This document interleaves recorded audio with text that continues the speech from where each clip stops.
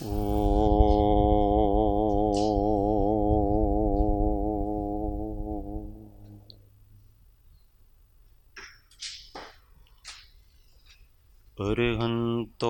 भगवन्त इन्द्रमहिता सिद्धास्य सिद्धिस्थिता आचार्या जिनशासनोन्नतिकरा पूज्या उपाध्यायका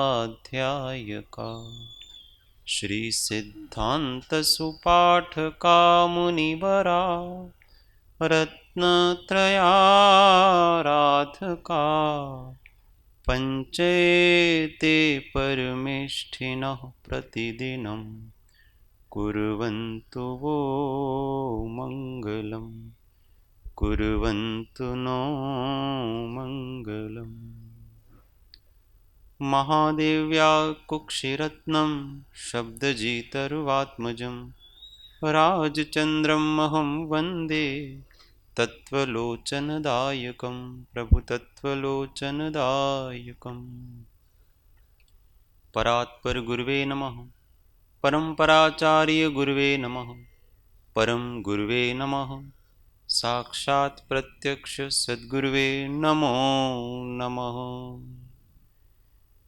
अनंत अनंत भाव भेद थी भरेली भली अनंत अनंत नय निक्षेपे व्याख्यानी छे सकल जगत हित कारिणी हारिणी मोह तारिणी भवाब्दि मोक्षचारिणी प्रमाणी छे उपमा आप्यानी जेने तमारा खविते व्यर्थ आपवाथी निजमा मापाई में मानी छे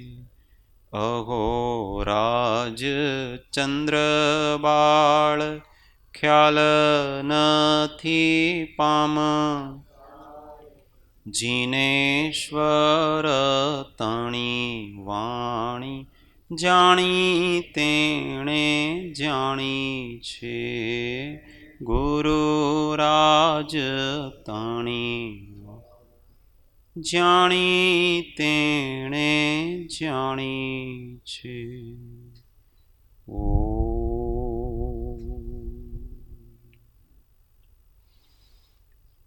जय सद्गुरुवंदन। जय जय। तत्व चर्चा में श्री जैन सिद्धांत प्रवेशिका अध्याय 2 प्रश्न 158 पे चर्चा चल रही है। कषाय के कितने भेद हैं? अनंतानुबंधी का स्वरूप जाना, अप्रत्याख्यानावरण का स्वरूप जाना। अब प्रत्याख्यानावरण का स्वरूप। प्रत्याख्यानावरण क्रोध, मान, माया और लोभ। प्रत्याख्यान का अर्थ होता है संकल्प, व्रत, आचरण, पचखान, प्रतिज्ञा। ये अलग अलग प्रकार के नाम हैं इसके। तो पूर्ण रूप से पाप के त्याग का संकल्प लेना, उसको सकल संयम कहते हैं। पूर्ण रूप से पाप के त्याग का संकल्प करना, उसको सकल संयम कहते हैं। उस सकल संयम का संकल्प करने में जो बाधक हैं, उसका नाम प्रत्याख्यानावरण कर्म है। तो उस प्रत्याख्यानावरण कषाय के 4 भेद हैं: क्रोध, मान, माया और लोभ। तो जो पूरा संयम लेने के संकल्प करने में जो अरुचि अनुत्साह दिखाता है वो प्रत्याख्यानावरण क्रोध है। कि अभी अपने अणुव्रती तो है ही, श्रावक तो है ही, पर अभी पूरी तरह से मुनि बन जाऊं, इस प्रकार से उसका उत्साह नहीं जाग रहा है। उसमें जो कारणभूत है वो अप्रत्याख्यानावरण, प्रत्याख्यानावरण क्रोध है। सकल संयम में रुचि पैदा नहीं होने देना, सकल संयम के प्रति अरति पैदा कराना, इसका नाम है प्रत्याख्यानावरण क्रोध।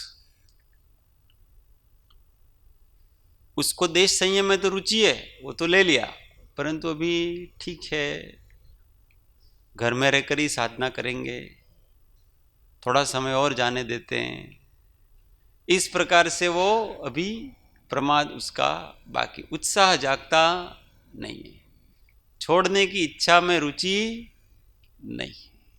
कोई कहते हैं कि भाई अब इतना सारा आप धर्म करते हो, सब कुछ है, दीक्षा क्यों नहीं ले लेते? तो उसमें उसका उत्साह जागता नहीं है, तो अभी इस कर्म का उदय है। भले कोई व्यक्ति कुछ भी कहे कि मेरे तो परिवार की ऐसी स्थिति है, न मेरे तो मम्मी मना कर रहे हैं, न पप्पा मना कर रहे हैं, पर इन सब का कारण क्या है? आप किसी भी निमित्त से आपको उत्साह नहीं जाग रहा है, परंतु इसमें कारणभूत तो यही है ना कि अभी प्रत्याख्यानावरण क्रोध बाकी है, इसलिए उसके प्रति रुचि ही नहीं जागती, उत्साह ही जागता नहीं। कोई परिस्थितियां कभी कारणभूत होती नहीं है, हमारे अंतरंग की कषाय है, वो ही कारण है चारित्र को नहीं पालन होने में, और वो जब तक रहेगी तब तक बाहर की परिस्थिति तो मिल जाती है। आज तक किसी को भी दीक्षा देने में किसी ने तिलक लगा करके माता पिता ने भेजा है क्या? अरे तीर्थंकर के माता पिता भी मना ही करते हैं उसको। महावीर भगवान को भी इच्छा हुई तो उनके मम्मी पापा ने मना कर दिया कि भाई अभी रुक जाओ, तुम तो हमारे इकलौते बेटे हो, और रुक भी गए हो। जो श्वेतांबर शास्त्रों में जो आता है इसके हिसाब से उनको 28वें साल में दीक्षा के भाव हुए, संयम लेने के भाव हुए, पर उनके मम्मी पापा मना कर दिया, तो रुक गए, 2 साल और रुके। फिर 2 साल बाद फिर से वही धुन सवार हो गई, अब नहीं रुके, तो वही मम्मी, वही पप्पा, वही रोना धोना, सब वही था, वही आग्रह, सब कुछ वही था, पर 2 साल पहले वो दीक्षा नहीं ले सके और 2 साल बाद उसी परिस्थिति में दीक्षा ली, तो कारण क्या? उस समय मम्मी के प्रति करुणा नहीं होगी, परंतु वहां स्वयं की कमी थी। वहां मम्मी पापा का आग्रह तो वही के वो था, परंतु वहां पहले थोड़ी सी अभी ममत्व भाव थोड़ा सा बाकी था।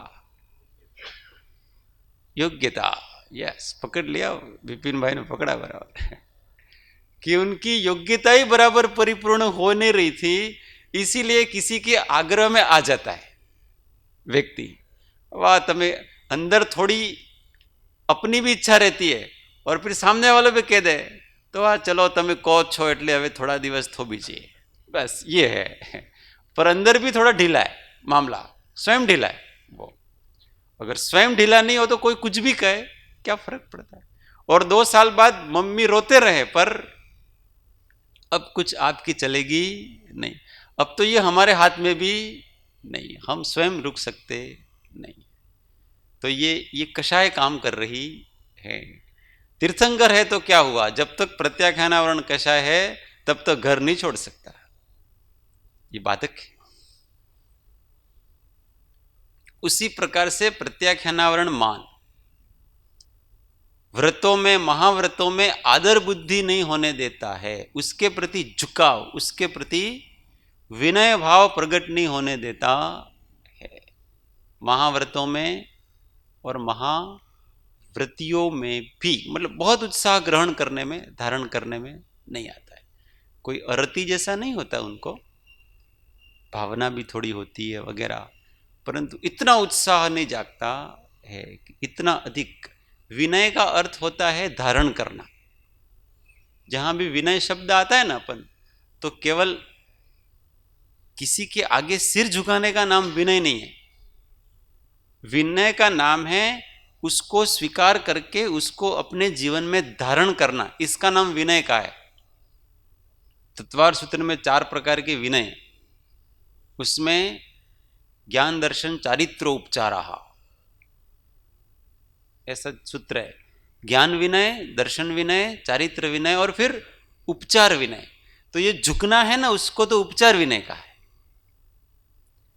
सम्यक ज्ञान को धारण करना, ये सम्यक ज्ञान का विनय है, ये ज्ञान विनय कहलाता है। सम्यक दर्शन को धारण करना, ये दर्शन विनय कहलाता है। और सम्यक चारित्र को धारण करना, ये चारित्र विनय कहलाता है। और इन तीनों के धारी जो होते हैं उनको नमस्कार वंदना आदि करना, वो उपचार विनय कहलाता है। उसको उपचार का, वास्तविक विनय तो उसको धारण करना है। तो ये प्रत्याख्यानावरण मान है, वो ये विनय प्रकट नहीं होने देता, मतलब वो महाव्रतों को धारण करने नहीं देता है। प्रत्याख्यानावरण अभी मान कैसे हो जाता पता है? प्रत्याख्यानावरण मान में अभी कोई राजा है, सम्राट है, बड़ा सेठ है, और भी अच्छा धर्मात्मा में, तो वहां क्या है कि उसको इतना अधिक मान सम्मान वगैरह, वो धर्मात्मा भी कहलाए, संसार में भी सब ठीक है, उसको मान सम्मान वगैरह सब मिल रहा है, उस मान को छोड़ नहीं पाता।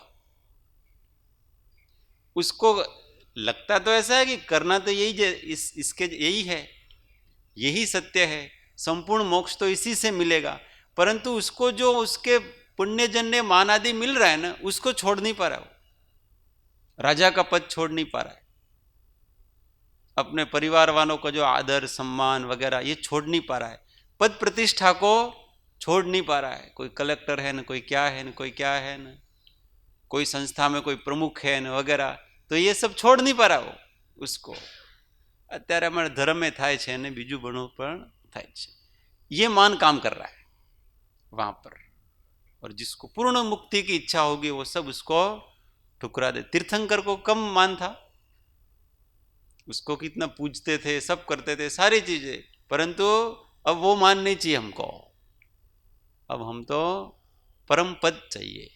3 लोगों को पूजाना है हमको, तुम्हारे थोड़े बहुत पूजो के नहीं पूजो, इससे हमको कोई फर्क पड़ता, पूजाना नहीं उनको किसी को।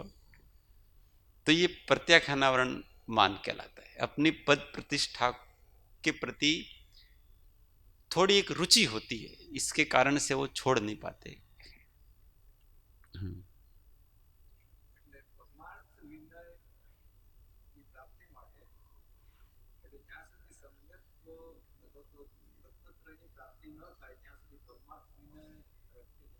परमार्थ विनय तो ऐसे, परमार्थ विनय का मतलब होता है उस भाव रूप होना।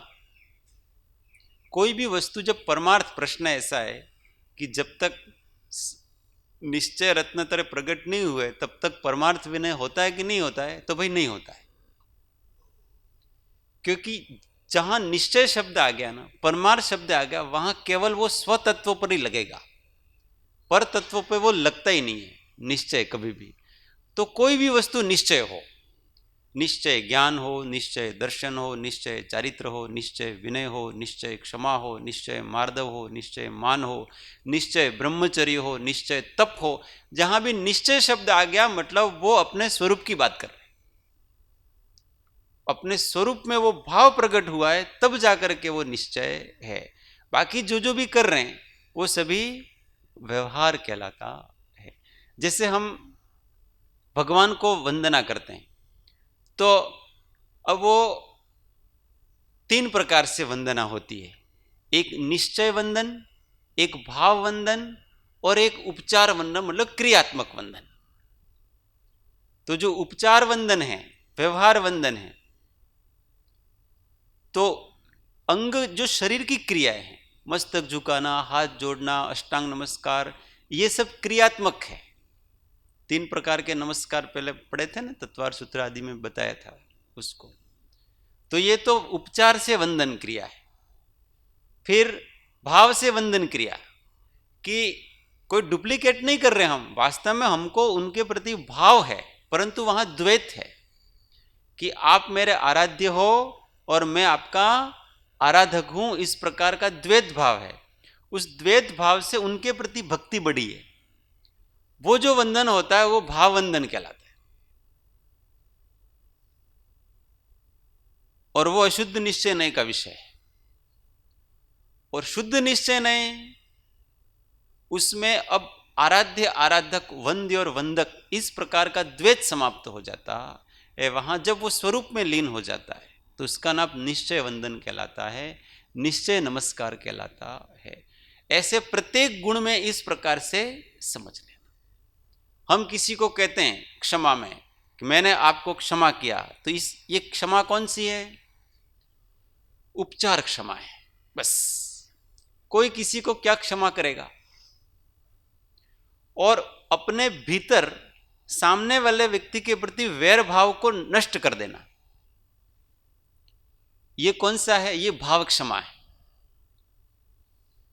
और उस प्रकार का भाव ही खत्म हो जाना कि मुझे इसके प्रति क्षमा रखना चाहिए, मुझे इसके प्रति कोई वैर नहीं है, इस प्रकार के जो भाव हो रहे हैं ना, वो भी द्वैत है, विकल्प हैं, वो भी समाप्त हो जाना और अपने शांत स्वरूप में लीन हो जाना, वो निश्चय क्षमा है।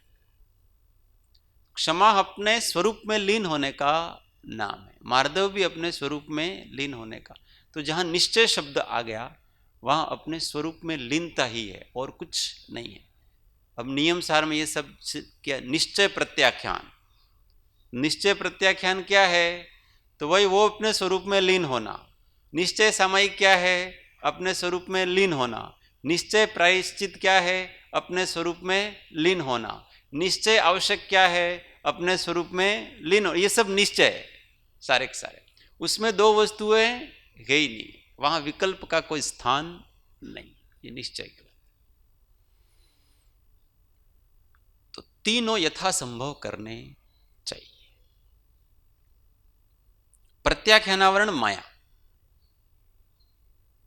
ऐसी माया कि जो महाव्रत पैदा नहीं होने दे, इस प्रकार की माया। घर गृहस्थी वालों के प्रति वगैरह जो माया वगैरह होती है, मोह माया, और अपने व्यवसाय आदि के प्रति कुछ छल कपट भाव वगैरह होते हैं। भाई क्या श्रावक है, परंतु अभी धंधा करना है ना, तो धंधा करना है तो कमाना तो है ही, पेट तो पालन करना ही है, तो फिर थोड़ा बहुत तो बोलना ही पड़ता है। धंधा करो और परिपूर्ण सत्य का पालन करो, ऐसा तो कोई होता नहीं है। भाई इतने में ये माल लाए हैं और हम इतने में बेच रहे हैं, हम आपको झूठ नहीं बोल रहे और वो झूठ ही बोल रहा है।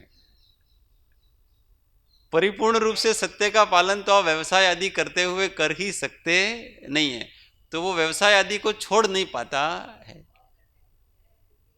अप्रत्याख्यान गया तब भी ऐसा है। सारी चीजें उसमें सूक्ष्म रूप से, स्थूल रूप से सत्य आदि का पालन होता है, सूक्ष्म रूप से सत्य आदि का पालन होता नहीं। ये तो काम धंधे व्यवसाय, ये सब में तो ऐसा ही है। किसी की नौकरी करनी है, किसी को क्या करना है, तो ये सब तो करना ही पड़ता। पर इतना मायाचारी नहीं होते कि किसी का बेचारे की जान हानि हो जाए, किसी का नुकसान हो जाए, इस प्रकार की मायाचारियां वहां होती नहीं है।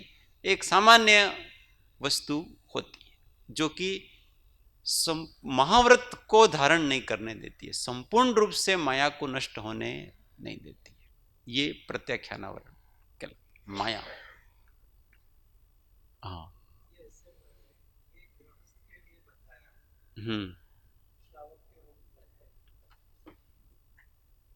जो एलक शुल्लक आदि भी पंचम गुण स्थान वर्ती है उत्तम श्रावक के रूप में, वो सब इस बाहर की चीजें तो त्याग चुके हैं, तो उनको किस प्रकार का ये सूक्ष्म अभी एलक शुल्लक आदि के भी क्या है? वस्त्र है। ठीक है। तो जैसा आर्जव स्वरूप आत्मा का है, वैसा बाह्य में लिंग प्रकट नहीं कर पा रहे।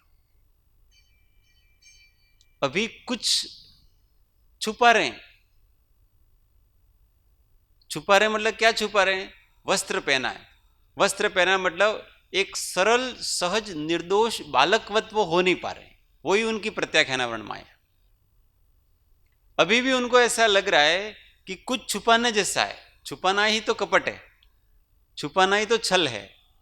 बनावटीपन में क्या करते हैं अपन कपट में, कि बाहर कुछ और अभिव्यक्त करते हैं और अंदर कुछ और है। कुछ कुछ हम छुपा रहे हैं, मतलब उसको अभी भी लज्जा है, अभी भी कुछ अंगों को ढक रहा है वो, मतलब एकदम बालकवत निर्दोष हो नहीं पा रहा। किसके कारण से? प्रत्याख्यानावरण माया उसकी चल रही है, इसलिए वो अपने निर्दोष स्वरूप में बाहर में भी निर्ग्रंथ नहीं हो पा रहा। इसलिए तो कह रहे हैं कि वस्त्रधारी साधु छठे सातवें गुण स्थान में नहीं होता है। ये इसलिए नहीं होता है कि उनके प्रत्याख्यानावरण माया गई नहीं है, क्योंकि अभी संपूर्ण रूप से निर्दोष बालकवत वो बाहर में लिंग उसका कर नहीं पा रहा है अभी। और इसी कारण से स्त्री पर्याय में छठा सातवां गुण स्थान क्यों नहीं आ सकता है? इस कारण से नहीं आ सकता कि उनके प्रत्याख्यानावरण माया जाती नहीं है, क्योंकि वस्त्र आदि का वो त्याग नहीं कर सकती, क्योंकि अभी उनके इस प्रकार का जीवन में वो उसके भाव प्रकट ही नहीं हो रहे। निर्ग्रंथता बाहर से प्रकट करें ऐसे भाव प्रकट हो रही रहे। इसी का नाम प्रत्याख्यानावरण माया। कड़वी बात है पर थोड़ी थोड़ी स्वीकार करनी चाहिए। हमने ये सब आवरण बना माया का है, हमने ये आवरण कर रखे हैं। इसका मतलब ये है कि अभी भी हमारे अंदर माया बाकी है। नहीं तो आर्जव स्वरूप में आ जाओ। देखो भगवान मुनिराज, देखो निर्ग्रंथ मुनिराज, कुछ छुपाने जैसा, जैसे हैं वैसे, जैसे अंदर है वैसे बाहर है। इसमें क्या छुपाना? शरीर के सारे अंग पुद्गल है, पौद्गलिक ही है, इसमें कौन सा छोटा बड़ा है? तो क्या छुपाना उसको? ये तो संसारिक लोग छुपाते हैं अपने शरीर इत्यादि को।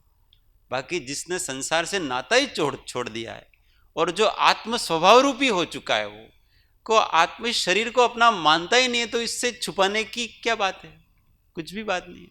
वो दशा बहुत अलौकिक दशा होती। अब बाहर से लज्जा छोड़ दो, वो एक अलग बात है, परंतु अभ्यंतर आत्म स्वभाव रूप हो जाना, आर्जव रूप हो जाना, ये छठे सातवें गुण स्थान वाले मुनि की दृष्टि को कुछ फर्क ही पड़ता नहीं। तो एलक शुल्लक की अभी इस प्रकार की लज्जा तो बाकी है। आर्यी का माता की भी इस प्रकार की लज्जा बाकी है, इसलिए पांचवा गुण स्थान है, इसलिए वो छठे गुण स्थान में पहुंच पाते नहीं। This is science. हाँ, પ્રત્યાખ્યાના વર્ણીય માન જેમાં મહાવ્રત પ્રત્યે આદર નથી, महाव्रती प्रत्ये પણ આદર નથી કે આમાં? वो तो है, महाव्रती के प्रति तो है उसको, क्योंकि वो आदर तो आपके चौथे गुण स्थान में प्रकट हो जाता है। तो महाव्रतों के प्रति भी आदर है, महाव्रतियों के प्रति भी आदर है, परंतु लेने जितना वो धारण कर सके ना, उतना आदर प्रकट नहीं हुआ है। जिसको विनय कभी बोला ना, विनय, कि उसको जीवन में आचरण कर सके, धारण कर सके, इतना आदर अभी नहीं पैदा हुआ है, इतना स्वीकार नहीं कर पा रहा वो।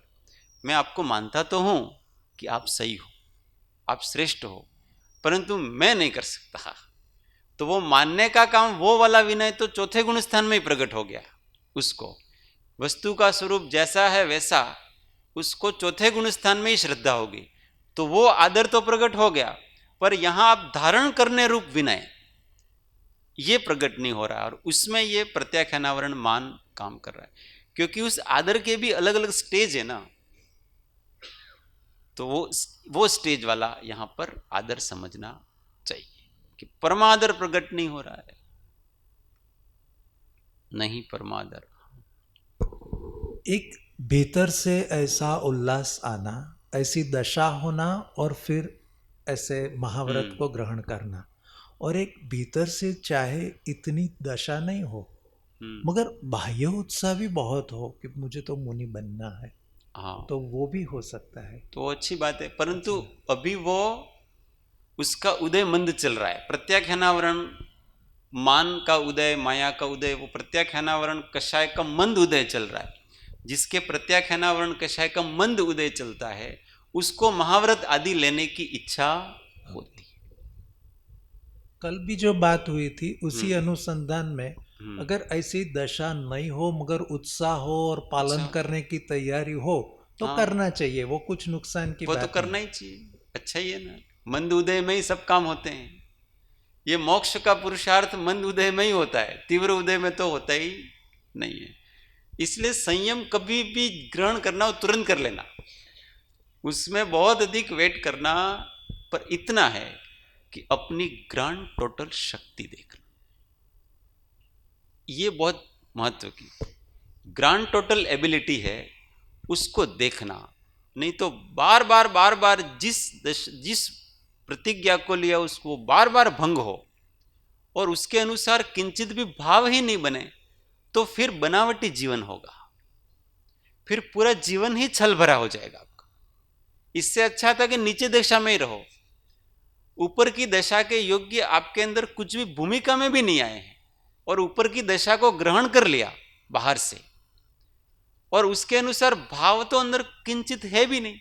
वृत्तियां बार बार उभर करके आ रही हैं और उत्साह में आकर के अथवा किसी के कहने पर अथवा किसी के पीछे पीछे चल के सब कर तो लिया, अब पूरा जीवन है वो छल भरा हो जाता है उसका, अब वो अब नीचे वापस नहीं आ सकता और वहां उसका बराबर पालन नहीं हो रहा है। स्थिति ये हो जाती है कि अरे यार इससे तो अच्छा मर जाए ऐसी अवस्थाएं भी आ जाती। कभी कभी ऐसे कठोर व्रत नियम धारण कर लेते हैं, अब सबके सामने धारण तो कर लिया और अब वो पूरी तरह से पालन भी नहीं कर पा रहा है और पूरी तरह से उसको छोड़ भी नहीं पा रहा है, अब करे क्या? तो एक छल भरा बनावटी परा जीवन हो जाता है। उससे तो अच्छा है नीचे की भूमिका में रहना और धीमे धीमे वो दशा को वर्धमान करने का प्रयत्न करना चाहिए। नहीं तो जिस गुण स्थान में हम नहीं हैं, जिस दशा में हम नहीं हैं, उस दशा के योग्य हम विनय तो लेते हैं और वो दशा नहीं है, तो क्या होगा? कृपालुदेव कहते हैं एवो मार्ग विनय तणो, अरे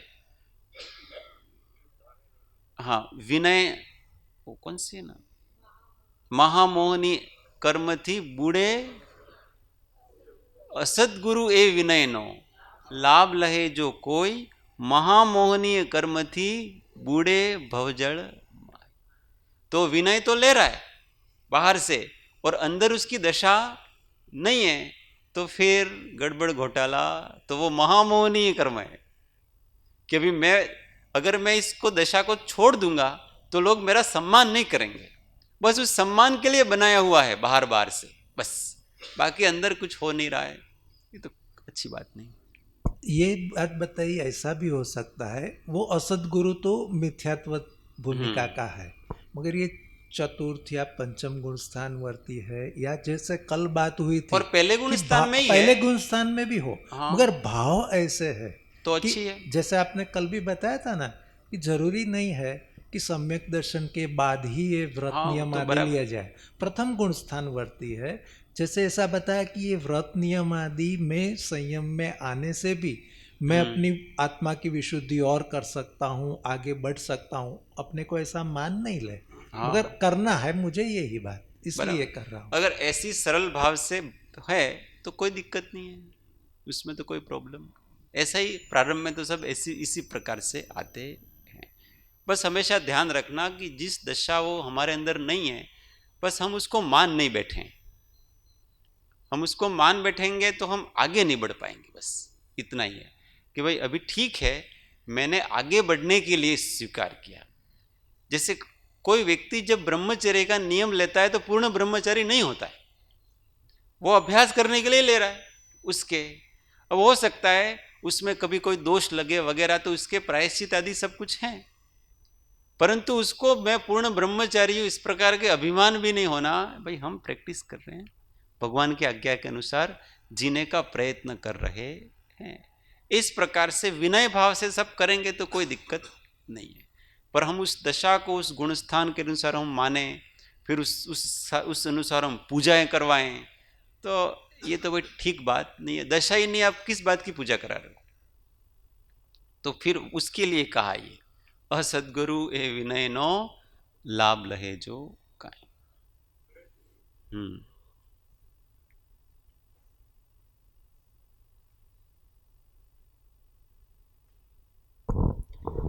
એટલે એ દશા સમજવી થોડીક અઘરી કે કેવી રીતે સમજાવો આપ કે પહેલાં ગુણસ્થાનક એ જીવ છે મિથ્યાત્વે, પણ છતાં બહાર એને મહાવ્રતો પ્રત્યે આટલો આદર છે, કદાચ મહાવ્રત પોતે પણ લે, એ બેનું કેવી રીતે આપણે સમજી શકીએ કે અંદર જો મિથ્યાત્વ છે અને બહાર પંચ મહાવ્રતધારી ઉત્કૃષ્ટ દશા એના પ્રત્યે અત્યંત આદર વિનય છે અને પોતે મહાવ્રત લે છે?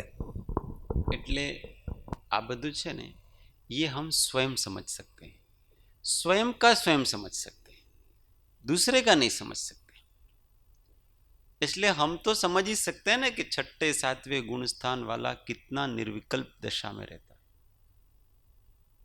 उसको ये शरीर हूं ऐसा तो भान रहता नहीं है, उसको कोई खाने पीने का भी कोई विशेष भान रहता। वो एक अलौकिक दशा है, वो उस गुण स्थान में बताई गई है कि वो दशा क्या है। तो वो दशा कि हम आसपास हैं कि नहीं, तो इससे अपने गुण स्थान का पता। देखो अंतरंग जो भाव, अपने जो स्व संवेदन गम्य भाव है, वो तो केवल हमको ही पता पड़ सकते, दूसरे को हम उसका आकलन नहीं कर सकते। इसलिए ये हमको ही अपने प्रति ही ईमानदार रहना है, दूसरों की परीक्षाएं अपने को नहीं करनी।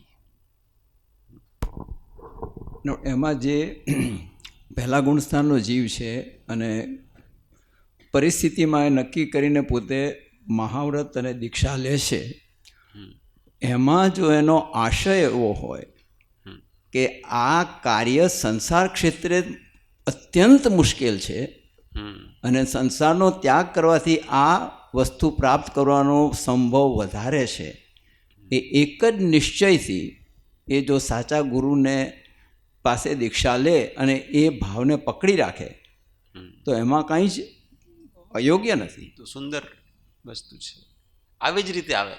ઓકે, બધા લગભગ વધારે 90% તો આવી જ રીતે હોય છે કે વધારે ઓપોર્ચ્યુનિટી તો આમાં જ છે ને, નથી. મિથ્યાત્વમાંથી કોઈ મહાવ્રતધારી છે, પહેલા ગુણસ્થાનથી દીક્ષા લે અને એને સમ્યક્ત્વ થાય તો સીધા સાતમામાં ચડી જાય. એ ચોથો પાંચમા છઠ્ઠો આવે જ નહીં, એને સીધો સાતમા ગુણસ્થાનમાં જાય છે. આ મહાવ્રતોનો એટલો પ્રતાપ છે, પણ એ શુદ્ધ મનથી વિશુદ્ધ ભાવથી હોવું જોઈએ. હા, તીવ્ર વૈરાગ્ય હોય. એ મિથ્યાત્વ એવા પ્રકારનું છે કે એ મિથ્યાત્વ બહાર અભિવ્યક્ત ને થાય, એક સૂક્ષ્મ મિથ્યાત્વ છે. એ ગ્રહિત મિથ્યાત્વ વગેરે કંઈ હોય ને, એ કેવળી જાણી શકે છે, આપણે તો જાણી શકીએ નહીં. બાકી खुद તે વ્યક્તિ જાણે. अपने भाव को हम जान सकते हैं अथवा केवली जान सकते हैं. हम तो कैसे जान सकते हैं कि भाई देखो हम सम्यक दृष्टि है कि नहीं, वो कैसे जान सकते हैं? तो हमारे अंदर 25 दोष और 8 गुण प्रकट, 25 दोष गए हैं और 8 गुण प्रकट हुए कि नहीं. उसमें भी सबसे पहली बात तो ये है कि 7 प्रकार के भयों से हमारी मुक्ति है कि नहीं. हमको इस संसार संबंधी कुछ चिंता होती है, अगली गति की भी थोड़ी चिंता होती है, असुरक्षा का भय है, कुछ छीने जाने का भय है, वेदना का भय है, मृत्यु का भय है. एक अज्ञात हमेशा मन भयभीत ही रहता है, ऐसा हो गया तो, वैसा हो गया तो. समझना चाहिए कि अभी सम्यक तो प्रकट ही नहीं हुआ है. ये तो शब्द ये बताता है कि अभी संपूर्ण रूप से निर्भयता आई ही नहीं है. अपना जो अजर अमर शाश्वत स्वरूप है, उस स्वरूप के प्रति अभी निष्ठा ही नहीं बनी है. इसलिए हर समय डरा डरा रहता है, कोई न कोई भय रहता है उसको। कभी तो इस लोक संबंधी हो जाता है, अरे यार बुढ़ापा आएगा न, क्या करेंगे न, किस प्रकार से होगा न, अभी इसलिए पहले से ही थोड़ी तैयारियां कर लेते हैं, थोड़ा पैसा रख लेते हैं, थोड़ा ये कर लेते हैं, वो करें, ये भय। फिर अरे यार अगली गति में जाना है, इसलिए अपने को थोड़ा सावधान रहना चाहिए, अथवा मेरी क्या गति होगी क्या पता। ऐसा कहते हैं लोग तो कि धर्मात्मा होते हैं वो भी दुर्गति में जाते हैं, नरक में जाते हैं, अपने को जहाँ क्या पता कौन से कर्म पहले कर लिए होंगे, आयुष्य कर्म पहले बांध लिया होगा तो अपना क्या होगा, ये डर।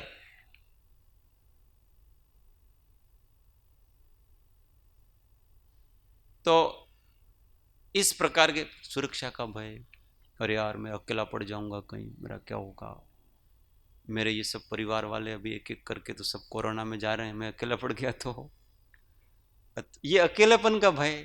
पति पत्नी दो हैं तो भी एक चला गया, अब मेरा कोई संसार में सहारा नहीं रहा, मैं क्या करूं, ये सब भय। राग होना अलग है, भय होना, राग के कारण उस व्यक्ति की स्मृति आना वो अलग है, पर अपने आप को असुरक्षित महसूस करना, ये मिथ्यात्व काम कर। अरे यार मेरा कुछ छीन लेगा तो, मतलब मेरा माना ही उसने कुछ और है, इसलिए वो कहता है कि मेरा कुछ छीन लेगा, यह गुप्ती भय है। फिर वेदना, अरे यार बहुत वेदना होती है आजकल, देखो कोई कैंसर हो गया तो, ये हो गया तो, इतनी वेदना हो, इससे अच्छा अपने तो हार्ट अटैक से मर जाएं, तो खाट पे नहीं रहे और अटैक आके मर जाए तो एक सेकंड में अपना काम तमाम हो जाए, पर हॉस्पिटल में मरना डर, भय, वेदना का, किसी वेदना, अभी वो जब वेदना आई नहीं इसके पहले ही वो डर। क्यों? ज्ञान स्वभाव पर श्रद्धा नहीं, कि वेदना आए कि साता आए कि असाता आए, मैं अपने ज्ञान स्वभाव से च्युत कभी होता नहीं, मेरे ज्ञान का क्या बिगाड़ लेगी ये वेदना, ऐसी निर्भयता नहीं है उसको, इसलिए डरा डरा सा रहता है, अनेक प्रकार के उपाय दिन भर करता रहता है। बहुत से धर्मात्मा लोग भी बहुत सारे शरीर के कॉन्शियस हो जाते हैं, तो दिन भर सवारे शरीर स्वस्थ રાખવું છે ને, સવારે આવું ભોજન લેવાનું, પછી 2 કલાક પછી આ લેવાનું, પછી 2 કલાક પર ફિર લેવાનું, પછી ભોજનમાં આમ ફેરફાર કરવાનો, આ ઋતુમાં આમ કરવું, પેલા ऋतुમાં પેલો, मतलब दिन भर उसका, फिर डॉक्टर को आयुर्वेदाचार्य के पोवेदाचार्य को उसको पूछता रहता है, हमारे आम है तो शू करवानो, पेलो जो दिन भर वो शरीर कॉन्शियस है, भयभीत है। वृद्धावस्था में जरा तगड़ू રહેવાશે એટલે અત્યારથી લાડુ ખાઓ, એટલે अब वो इतना डरा डरा, वो इन सब में डर नहीं थे। ठीक है, अपने स्वास्थ्य का ध्यान रखना, ऋतु के अनुसार भोजन करना, पर दिन भर यही चीज है, अभी थोड़ी बार पछी आ लेवानुं छे, फिर थोड़ी बार पछी पेलो लेवानुं, अब ये क्या लगा रखा भाई, इस शरीर को 2 समय शुद्ध सात्विक भोजन दे दो, बस दैट्स ऑल, बात हो गई। अब बहुत अधिक इसके विकल्प करना, आ खाई लीधुं तो आ थशे ने पेलो खाई लीधुं, अरे मारे न्यूट्रिशन आ बधुं तो हूँ खतो ज नहीं, न्यूट्रिशन क्यांथी मळशे, अरे न्यूट्रिशन साता से मिलता है, खाने से नहीं मिलता। न्यूट्रिशन क्या होता है, कोई भूखे रहते तो भी तगड़े होते हैं, इसमें क्या है। तो ये कभी कभी क्या होता है कि व्यक्ति देखते ही देखते इस शरीर को बहुत के प्रति बहुत सावधान हो जाता है, कॉन्शियस हो जाता है, और साधना भी અત્યારે પહેલા શરીર સંભાળો, સામાયિક પછી કરીશું। સત્સંગમાં અત્યારે મારા દવા લેવાનો ટાઈમ છે એટલે હું રાતના ભક્તિમાં નહીં આવી શકું ભાઈ, સવારે મારે આ બધો ટાઈમ હોય ને દવાનો ને એટલે હું પૂજામાં નહીં આવી શકું ભાઈ, સત્સંગમાં મારેથી આવતું નથી, કેમ કે મારે બધો ટાઈમ ડૉક્ટરનો ટાઈમ સાચવવો ને, डॉक्टर का टाइम बराबर वो संभालता है। तो ये पूरा कहाँ जा रहा है पता है, कौन सा भय है ये, वेदना भय, क्योंकि मेरे को वेदना नहीं होनी चाहिए बस। हाँ, और वेदना के लास्ट में मृत्यु ही है, ज्यादा वेदना हुई तो कि सब सारे भय अंत में मृत्यु के भय में जाकर के समाहित हो जाते। इन सब भय का अंतिम रिजल्ट फल क्या है, ये सारी नदियां सागर में गिरेगी, ऐसे सागर जैसा मृत्यु का भय है। अंत में इस लोक का भय है, वो भी क्या है, क्या होगा लास्ट में, क्या मर जाएगा, तो मरने से डरता है। अकस्मात भय भी क्या है, अचानक कुछ हो गया तो क्या मरने से डरता है, इसलिए कुछ ऐसा डरता है, ऐसा लगता है उसको। अकस्मात है क्या इस जगत। इसलिए भय अगर हमारे अंदर अभी भयभीत है और हमारे जीवन में निशंकता नहीं जागी, निर्भयता नहीं जागी, तो समझ लेना कि हम अभी तथारूप जिसको जिनेन्द्र देव ने सम्यक दर्शन कहा है ना, उस सम्यक दर्शन की प्राप्ति तो नहीं हुई है। हम प्रोसेस में चल रहे हैं, बहुत हो सकता है, परंतु संतुष्टि, निशंकता, निर्भयता, जिस समय जो होना है उस समय वही होगा। एक भी पर्याय का फेरफार करने की किसी में कोई ताकत नहीं है। तो फिर किस लिए मर मर के जीना, किस लिए दुखी जीना, किस लिए डर डर के जीना। ऐसे भगवान के वचनों पर प्रीति नहीं है, और प्रीति होगी तो डर होगा नहीं। प्यार किया तो डरना क्या। पर वो प्यार किया ही नहीं है, भगवान के वचनों पर प्यार हुआ ही नहीं, इसलिए डर है, अंदर तक गए नहीं। इसलिए ये सारी कषाय भी आती रहती है। समय पूरा हो गया।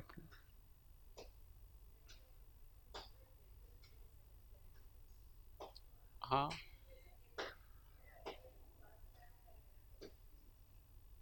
हाँ, वो अब उनके अंतरंग को तो कैसे जान सकते हैं अपन, पर बाहर की परिस्थिति से उनकी अच्छी परिस्थिति,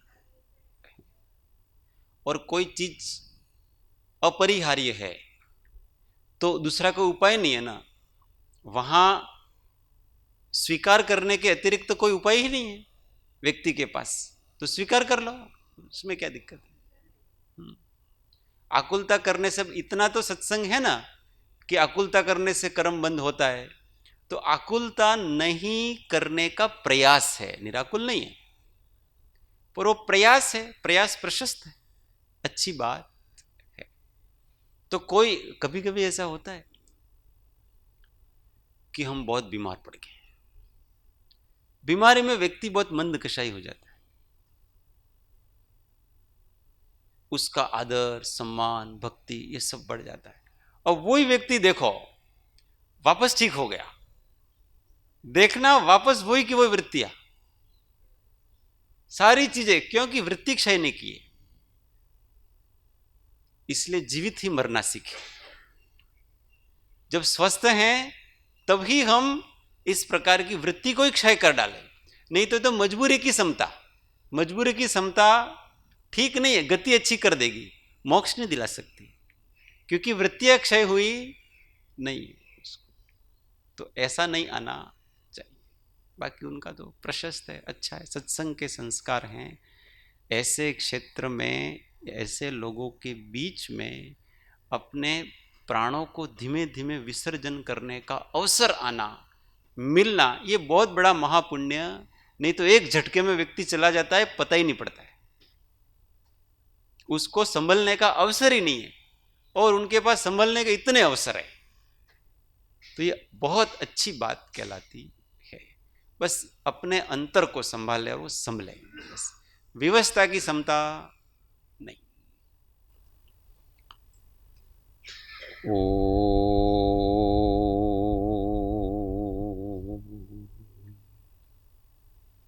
सुख धाम अनंत सुसंत चहि, दिन रात्र रहे तध्यान महि, पर शांति अनंत सुधामय जे, प्रणमो पद तेवर तेजय, ओ प्रणमो पद तेवर तेजय। सद्गुरु परम कृपाळु देव त्रिलोकनाथ की जय, सब संतन की जय। आनंद घन ओ। एक मिनट मौन, आत्म अनुसंधान।